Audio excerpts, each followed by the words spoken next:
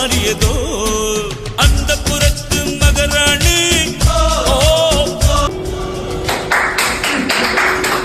எனக்கு வந்து லுக் வந்து ரொம்ப பிடிச்சிருக்கு.